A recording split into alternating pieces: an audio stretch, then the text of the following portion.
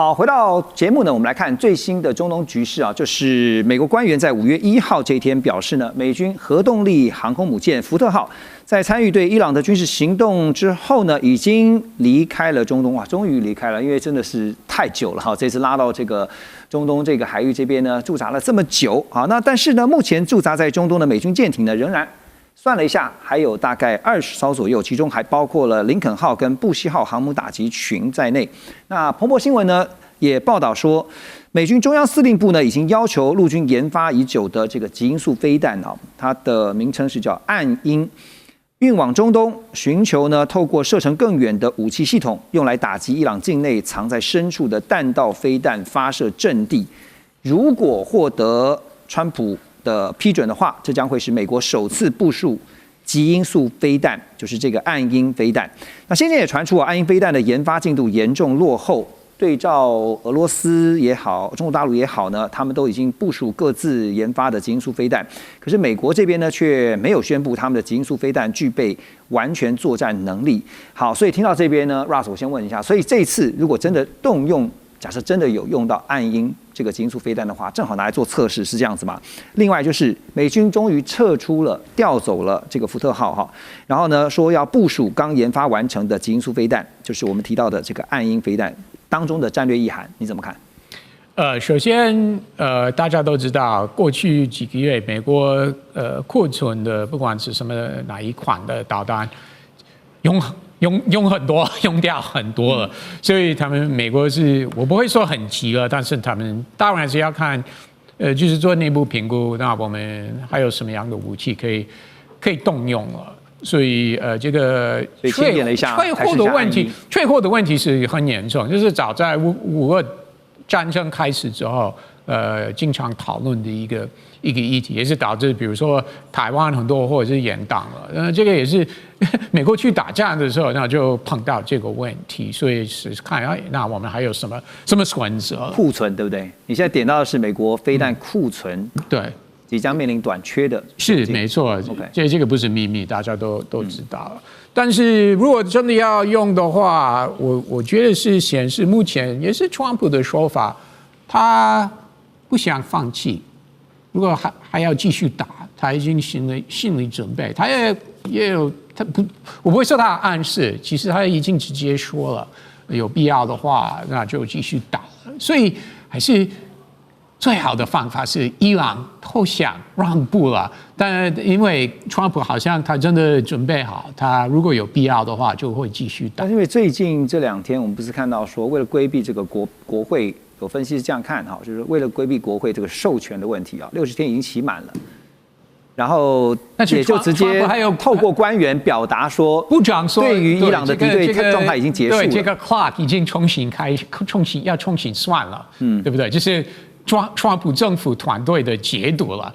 其实国会没有什么选择了。我的意思是说，如果今天川普在动用兵力的话，国会没什么选择，可以抱怨，民主党籍的国会议员可以抱怨。几个共和党籍的也会抱怨，但是他们没有实质的因应措施可以用，所以如果川普要继续打，美国就会继续打，这个都是由川普决定。所以不排除有一个最后一集这样子，是吧？这集不知道会拖多久，因为我一直认为川普是希望这战争是最晚在夏天前就结束了。对，因为他是担心油价继续升高了，然后进入其中选举期间，所以可以说川普也是希望可以提早结束，所以川普也到目前为止也虽然最近1-2天他公开说我不能接受伊朗的条件。没错。但是有一个重点是，他还愿意谈，他没有说我不愿意跟他们谈。你讲的是说最新的发展是，伊朗已经把他们的这个谈判的这个相关的内容交给了巴基斯坦第三方调解。那但这部分的话，川普是说他不满意，他还是要回到原先的这个战略目标，也就是要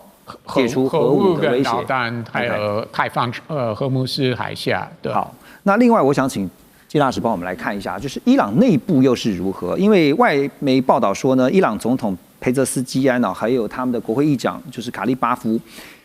传出呢正在打算要撤换他们的外长阿拉奇啊，理由是什么呢？是阿拉奇在谈判期间是遵照革命卫队的指示行事，可是呢并没有把相关的决定告知总统。那另一方面呢，伊朗国家电视台呢也代为宣读了伊朗最高领袖现在的这个穆吉达巴哈米尼的对外发言。那他的文字是这样说呢：今天在全球恶霸在本区域进行史上最大规模军事部署和侵略，以及美国在他们的计划蒙受颜面尽失的挫败，2个月后，波斯湾和荷姆兹海峡正在揭开新的篇章哈。所以我的问题是说，伊朗目前因为这2天川普也讲了，他说呢内部有2股、3股势力在拉扯，他不知道要跟谁谈。您觉得在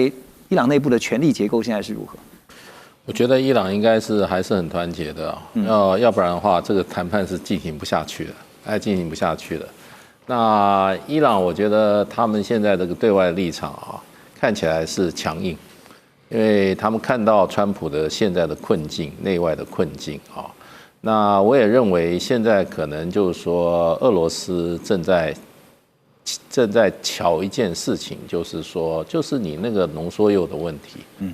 因为现在川普已经别的都不谈了，就是谈所谓的这个伊朗的核武问题。那川普就说你绝对不能拥有。可是这个在过去的话，其实伊朗也是有让步的空间的那时候的伊核协议就是这个空间，就是说我还让你来监督呢。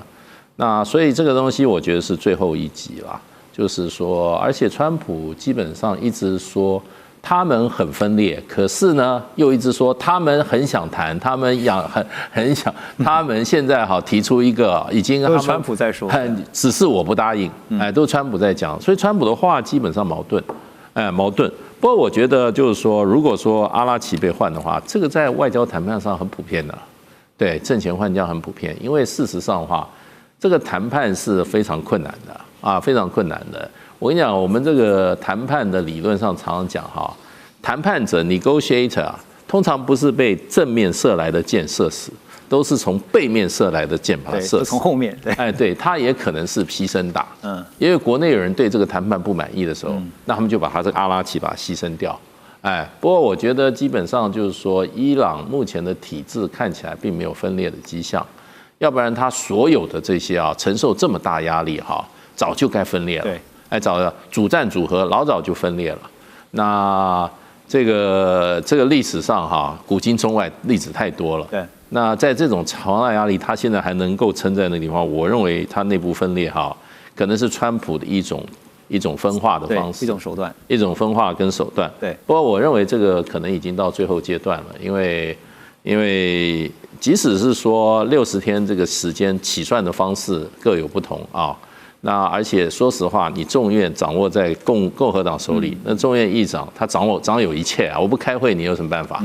而他也说我们现在是在停火阶段，没有打仗，你在算什么算？就是江省已经讲得很清楚所以呢，就是说这个，可是问题就变成说，川普一方面就是说我还是要什么给一个短而有力的打击。那我就想说，短而有力的打击，2月28号开始就短而有力，那么多久了，怎么又一个短而有力，对不对？而且它这个暗鹰飞弹事实上的话，一颗造价$4700万。对，人家就是说他是拿去想要测试一下到底有效没效，就是说是测试用吧？对，就是测试用的。所以我觉得川普的问题就变大家都看出来了，就是说比较麻烦，就是说他没有打硬仗的决心，然后他的所有军事行动都是想要在谈判桌来吓唬别人的。所以这个情况就是说，这是他最大的弱点。你要有绝对的强大的这种动武的决心别人才愿意跟你谈判。那你这个谈判是目标，然后呢打仗是手段的话，对不起，连这个伊朗都不买账。就现在又回到说强调说要伊朗放弃核发展核武这个选项，然后呢就变成进到一个僵局，因为现在这2天不是也看到吗？从 Taco 变成 Nacho， 就是荷姆兹海峡呢 ，Not a chance, Hormuz opens， 对不对？就是你不可能开放荷姆兹海峡，所以这个僵局是美国是也在找车，这个就是怎么下车这个方式。吴老师，你又怎么看？你问的问题就是好像2个拳击手在台上打架，对，你一拳我一拳，就谁最先倒下，就谁最撑得住。现在不是谁打的力量强，而是谁最耐打。那伊朗很大伊朗全世界排名第17的面积的国家， 45万6万，台湾46万，很会打也很耐打。对，那么大的国家，你要他屈服，他整个政府高层都被一锅端了，到现在也没屈服啊。然后我们历史上证明，也有学理非常明确的书，就光靠空袭地面部队不进去，对方是不会屈服的。如果他不轻易屈服，假定他不轻易屈服的话，那美国国内的压力是不是会比伊朗国内压力更大？因为美国是民主体制，它有选举啊，其中选举快到，因为伊朗不会有压力吗？我很多同学住在加州，没事就跟我们PO一个说，我今天去加油已经4块几了，5块钱了，对，每加仑。老师提到油价，那就压力啦。因为川普 Russ 也同意啊，川普不会跟油价过不去。好，最近我们看到这个布兰特的这个油价大概又在110多了这个上下来游动。好，所以这个可是现在看到说，单靠川普放狠话是没有办法解决的，因为他只能够放话而已。可是这个态势就还是一直维持僵在那个地方，怎么办呢？就是看谁国内压力比较大吧。我觉得美国压力比较大。所以加快几个礼拜应该会有解决的方案。觉得这件事情大概到5月底、6月初，最晚6月初吧。6月初，之前是讲6月初。